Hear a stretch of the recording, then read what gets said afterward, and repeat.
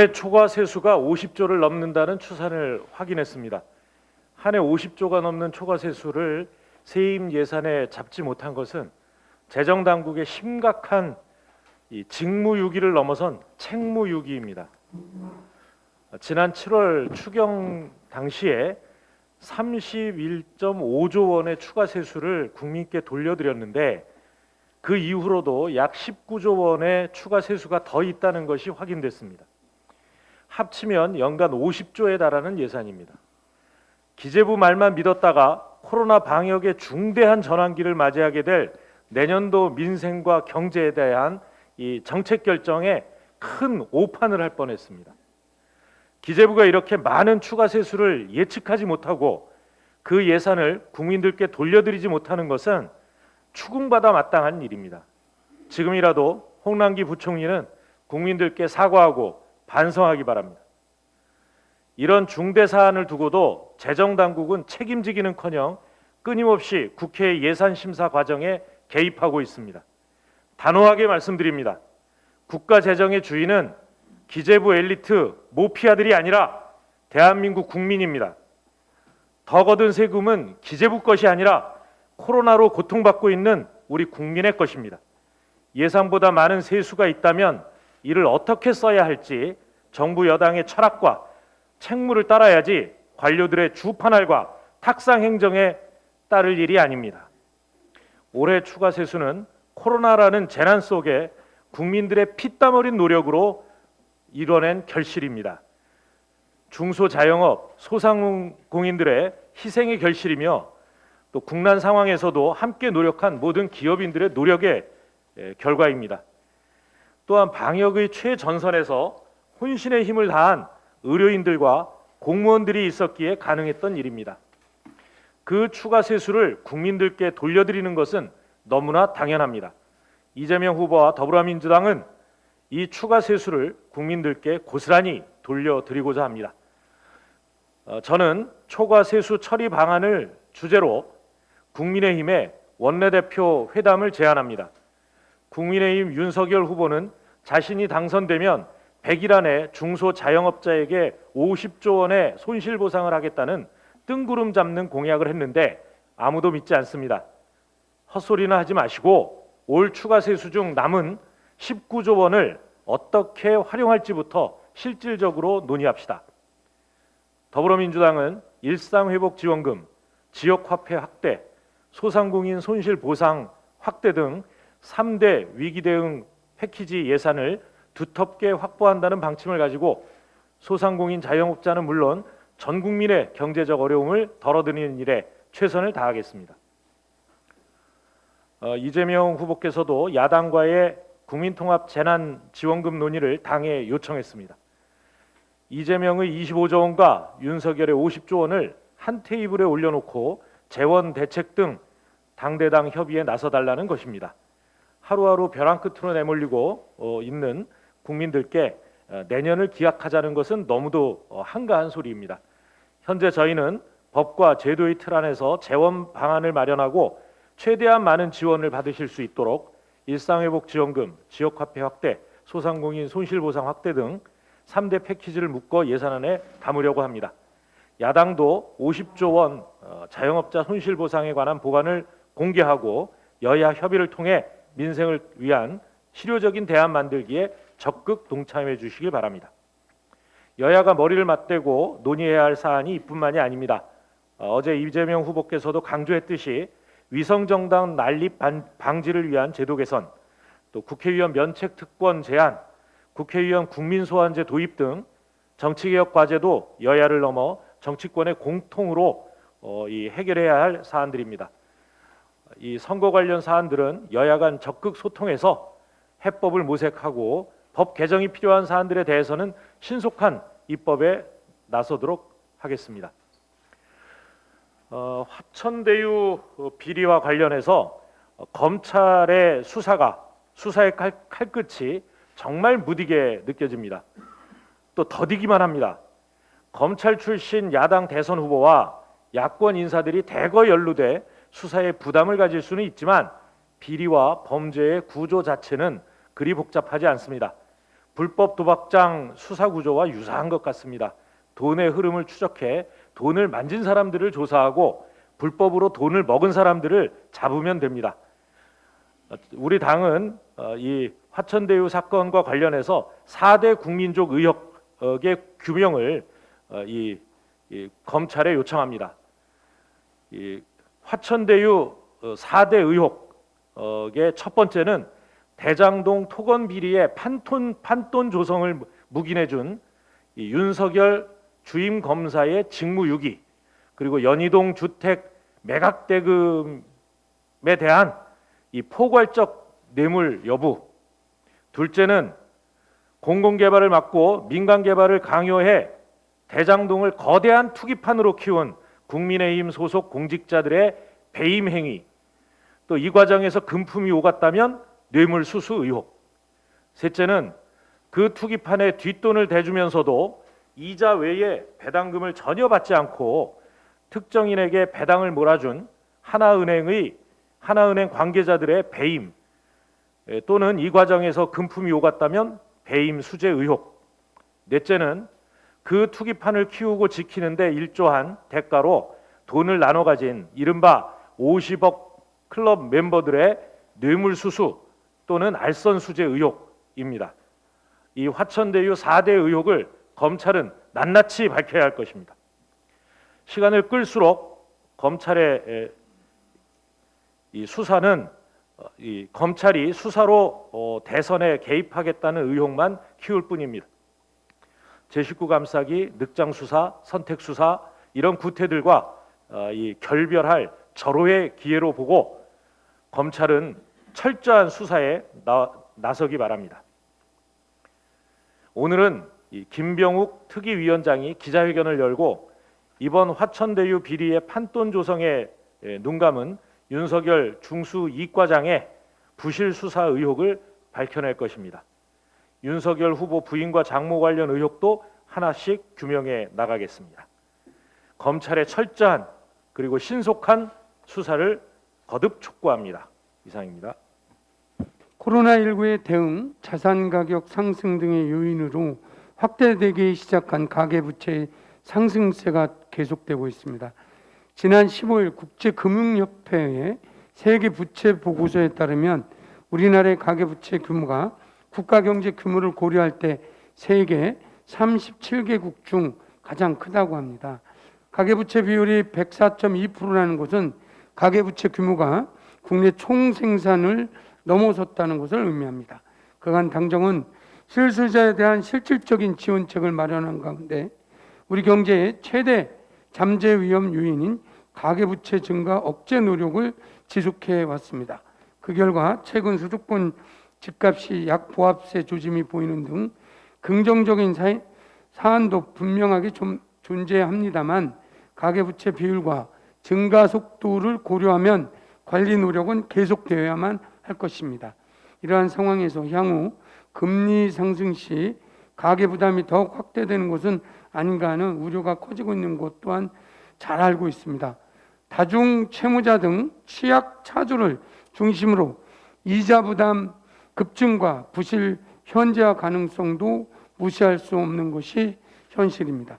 금융권은 세심한 모니터링을 위기 발생 시 피해를 최소화하도록 관리에 만전을 기해 주시기 바랍니다. 당정은 10월 26일 발표한 가계부채 관리 방안을 흔들림 없이 이행하며 가계부채의 질적 건전성을 제고해 갈 것입니다. 윤석열 국민의힘 대선 후보께서 말씀하시는 공약마다 빌공짜의 공약이 아닌지 의구심을 떨칠 수가 없습니다. 새 정부 출범 100일 동안 50조 원을 투입해 영업 제한으로 인해 피해를 보상하겠다는 공약은 정책의 기본이 안 되어 있는 준비 안 된 빈 약속입니다. 예상 결산을 한 번도 안 해보신 티가 역력히 나타나고 있습니다. 정부는 현재 정확한 대상과 피해 산정을 기초로 중복, 형평성 문제, 손실보상의 법적 한계 등을 종합적으로 감안하여 4차례 선별 지원을 해왔고 법제화 과정을 거쳐 10월부터 손실 보상도 지원 중에 있습니다. 너무나도 막무가내입니다. 예산안을 짜고 심의하는 과정이 왜 필요하겠습니까? 국민의 혈세를 알뜰하고 효과적으로 집행하기 위해서 어디에 누구를 대상으로 어떻게 쓸지 구체적인 방안이 먼저 마련돼야 하는 것입니다. 그런 과정이 없으니 피해를 입은 소상공인 자영업자를 세 부류로 나누어 집합금지 5천만 원, 영업제한 3천만 원, 경영위기 2천만 원을 나누어 주겠다고 합니다. 이런 황당한 일이 어디 있습니까? 또한 재원 마련 방안도 막무가내입니다. 지출구조 조정과 단기 국채 발행을 통해 50조 원을 조달할 것이라며 상임위에서 50조 안을 제출하였습니다. 매년 국회 예산심사 과정에서 지출구조 조정 규모는 통상 5, 6조 내외에 불과합니다.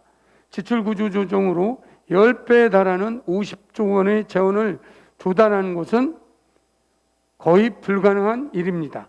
지출구조 조정이 안 된다면 국채를 발행해야 하는데 단기에 대규모로 국채를 발행할 경우 한국 경제에 큰 충격을 줄 것은 말하지 않아도 알 수 있습니다. 윤석열 후보님, 표를 위해 한국 경제를 나락으로 떨어뜨릴 셈이십니까? 마지막으로 오늘은 윤석열 본부장 게이트 중 부인 이건희 씨 관련 의혹에 대해서 김건희 씨 관련 의혹에 관해 한 말씀 드리겠습니다. 국민의힘 윤석열 대선 후보를 본부장으로 명명하기 무섭게 부인 김건희 씨가 도이치모터스 주가 조작 의혹의 몸통이 아닌가 의혹의 기사들이 연일 쏟아지고 있습니다. 단순 연루 의혹을 넘어서 매도인이 미리 짜고 일시에 시세를 조종하는 통정매매 의혹입니다.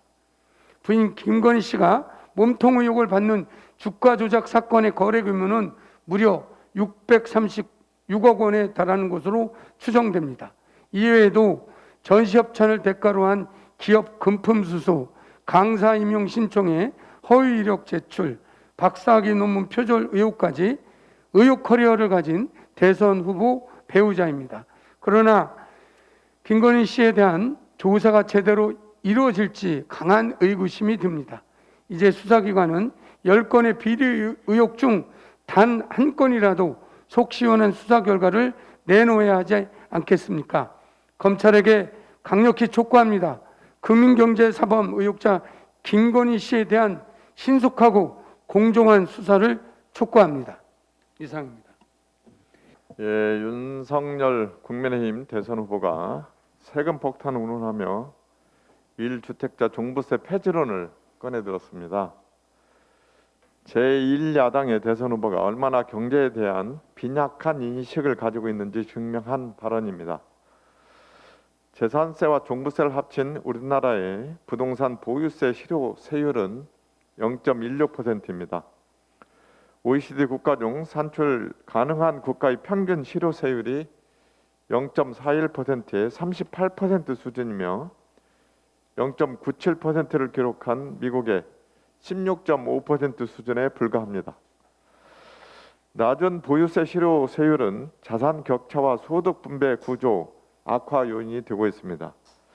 순자산 10분위별 점유율을 살펴보면 7에서 10분위 점유율은 증가하고 있지만 6분위 이하 점유율은 감소해 격차가 커지고 있습니다.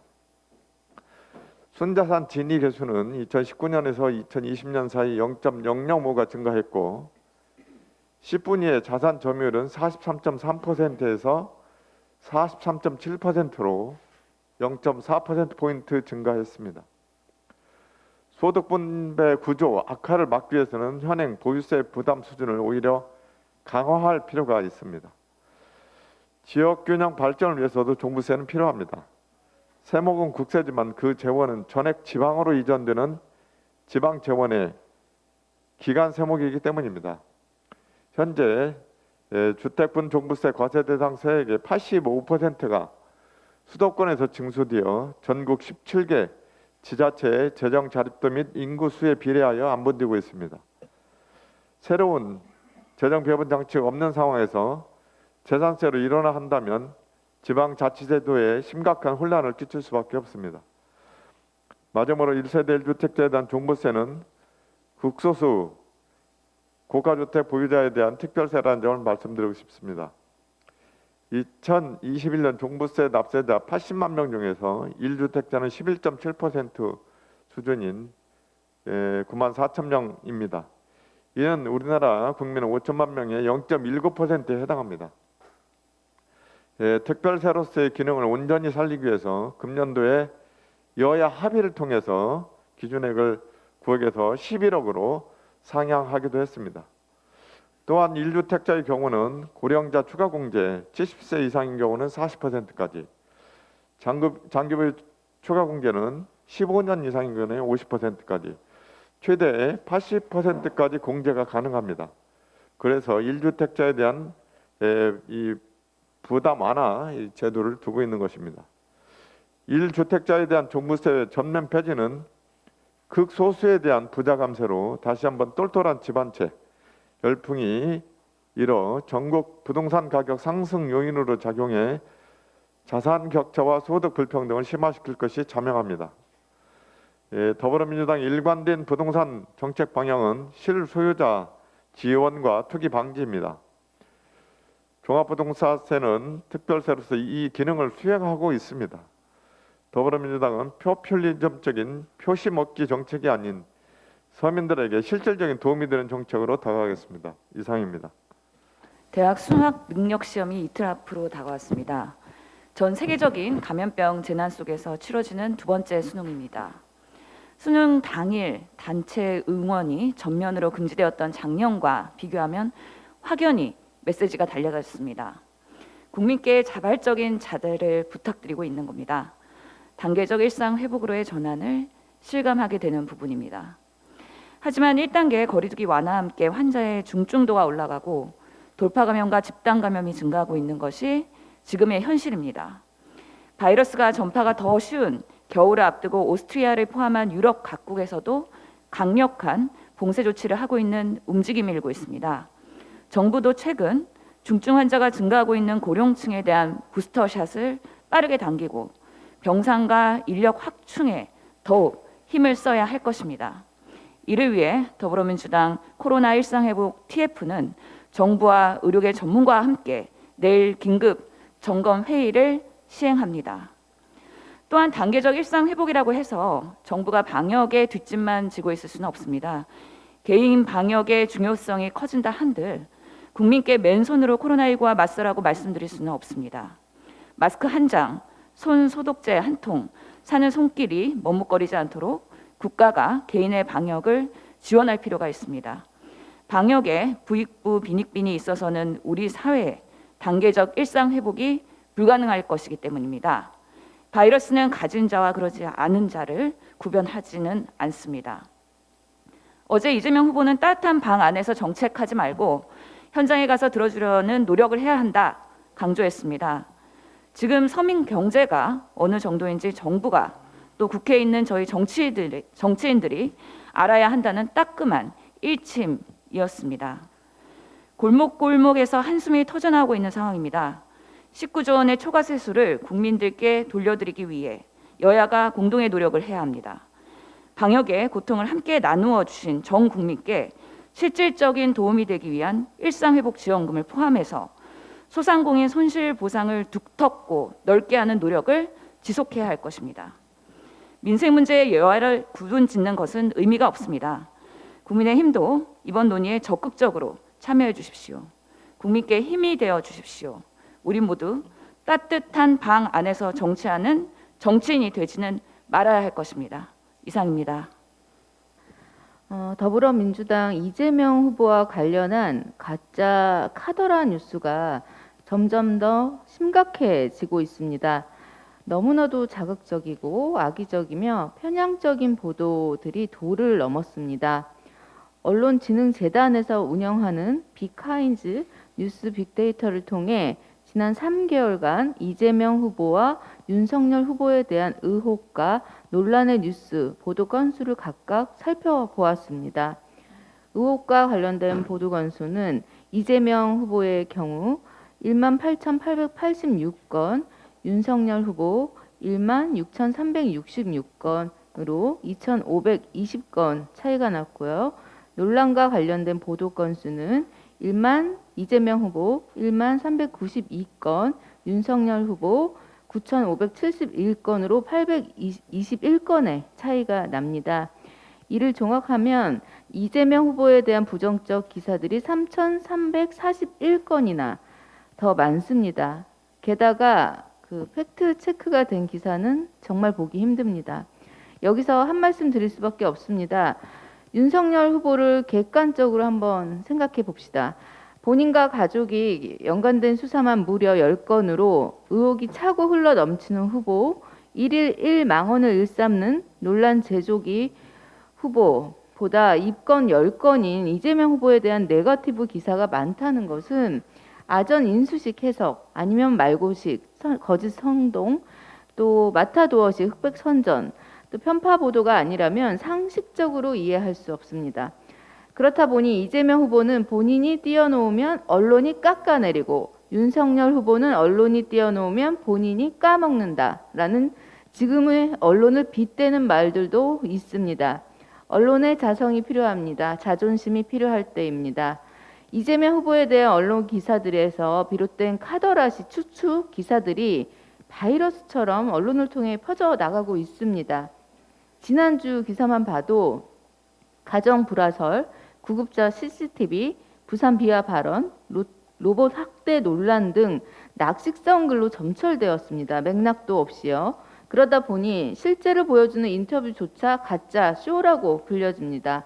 공정하고 명확한 사실들을 국민들에게 전달할 필요가 있습니다. 왜냐하면 지금은 대한민국의 대통령 후보를 검증하는 시간이기 때문입니다. 언론에서도 축측성 의혹만 제기를 할 것이 아니라 그러한 의혹들에 대해 검증도 해주시기 바랍니다. 그것이 언론의 사명과 역할이 아닐까요? 또 법률의 힘은 위대하다. 그러나 필봉의 힘은 더욱 위대하다는 괴테의 말처럼 언론이 사회에 미치는 영향력은 이루어 말할 수 없습니다. 사회의 공기 역할을 하는 언론이기에 정화 능력과 책임감도 함께 요구됩니다. 정책으로 대통령 후보를 결정하도록 해야 합니다. TV 토론을 하자고 하니 윤석열 후보는 이렇게 대답했습니다. 생각해보겠다. 정책은 다른 사람 머리에서 빌리면 된다는 등의 윤석열 후보의 말이 지금 2022년 현재 대한민국 대통령 후보가 할 말입니까? 세계가 보면 웃을 일입니다. 우리는 이미 TV 토론을 두려워하고 기본도 자기 철학도 없이 남의 머리를 빌려 국가 운영을 했던 대통령을 경험했습니다. 데자뷰가 되지 않도록 국민들이 현명한 선택을 할 수 있는 기회를 주어야 합니다. 기자 여러분, 사명감을 갖고 찌라시성 가족 폄훼가 아닌 진짜 입건된 후보의 그리고 후보 가족에 대한 불법적인 것들에 관해서 명확하게 검증하는 데 에너지를 써주십시오. 후보들의 정책과 미래 비전에 대해서도 국민들에게 잘 전달될 수 있도록 순기능 역할을 해주실 것을 기대합니다. 그리고 저 역시 대학 수학능력 시험 수험생들에게 메시지를 전하고 싶습니다. 2022학년도 대학 수학능력 시험은 이틀 앞으로 다가왔죠. 우리 수험생들이 수년간 준비한 수능이 안전하게 이루어지길 간절히 소망하고요. 올해 51만 명 수험생들은 전례 없는 코로나19의 위기로 인해 그 어느 때보다 어렵게 수능 준비를 했습니다. 간염과 전염의 그 걱정 속 하루하루 공부에 매진했을 수험생들을 생각하니 얼마나 힘들었을까. 우리 수험생들과 수험생 부모님들의 고생을 생각해 봅니다. 모든 수험생들이 코로나19로부터 안전한 환경 속에서 제 실력을 다할 수 있도록 국민 여러분들께서도 힘을 모아주시기 부탁드립니다. 어느 때보다 어려운 환경 속에서 수능을 준비한 전국의 51만 수험생 여러분 다시 한번 응원합니다. 남은 이틀 기간 동안 컨디션 관리 잘하길 바라고요. 아울러 철저한 방역 속 시험을 관리하고 감독하는 인원들께도 감사의 인사와 함께 수능 시험이 끝나는 마지막 순간까지 최선의 방역을 부탁드립니다. 이상입니다.